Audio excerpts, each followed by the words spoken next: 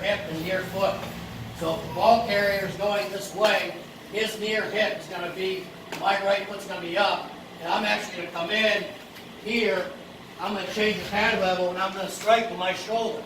When I strike, I'm going to shoot my hands, and my head's actually going to slide to the back side, which takes it out of the tackle. Okay? A lot of second guessing on, well, that's an arm tackle. People can break that. If anyone's watched rugby over the last 100 years, I haven't seen a rugby player wear a helmet. And this is how they tackle. They do it very effectively and very safely. So as they come in, they're going to come in, fire, and that head's going to slide to the back side. And what you're going to hear your coaches telling your kids is their head should be placed cheek to cheek. Well, that's their cheek to the ball carrier's cheek. Okay? That takes the head out. It's on the back side. All the force is being done with the shoulder. We're still ripping through. We're still grabbing the pin off, and we're still driving and ending our tackle on top of the ball carrier. Okay? So you're going to start seeing things throughout the first day of practice. The coaches, you're going to see breakdown. They're going to start feet, pinch the shoulders, sink with their hands. That's the first step. Then they're going to go to a shoot drill with the bag here, and they're going to start. They're going to say your near foot is a right foot or left foot. In this case, it'll be right foot. They're going to stop, sink the shoulders, sink. They're going to come up to the bag, and they're going to stop in a position. Then they're going to go to the next progression out of that.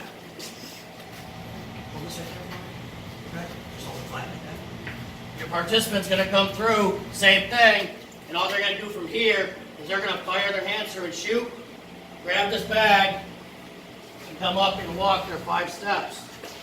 Still haven't had contact with anything, okay? That'll progress into a big bag.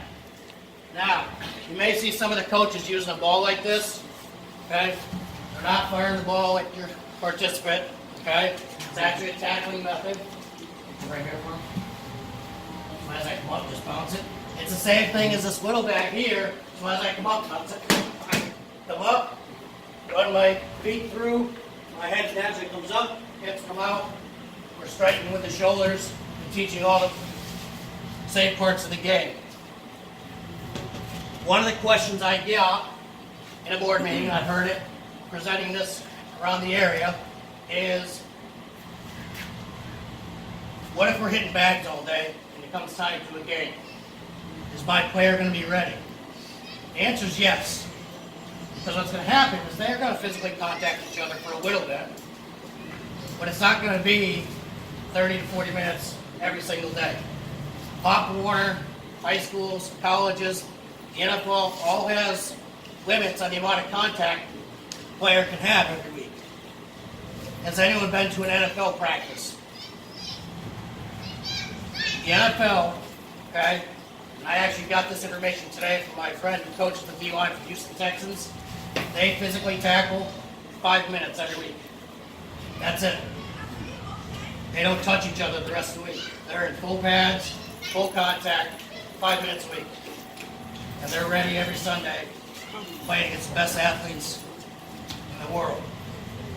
The same thing's here. Our kids are going to get used to tackling by hitting the bags, by hitting the ball, and running their feet with the proper technique.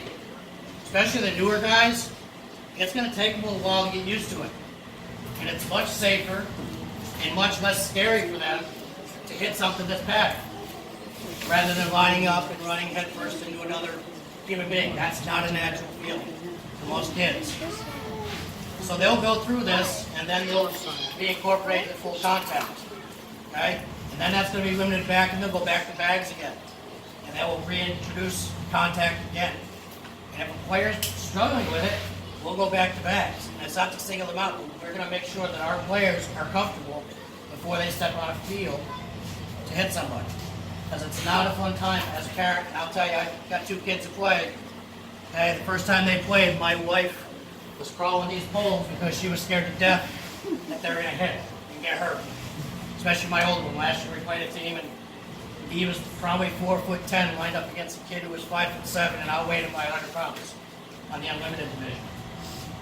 And it was quite an animated conversation about that. but he got through safe as it stated.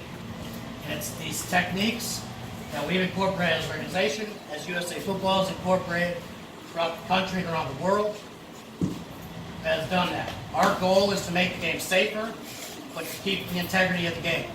It's not to lessen the integrity at all.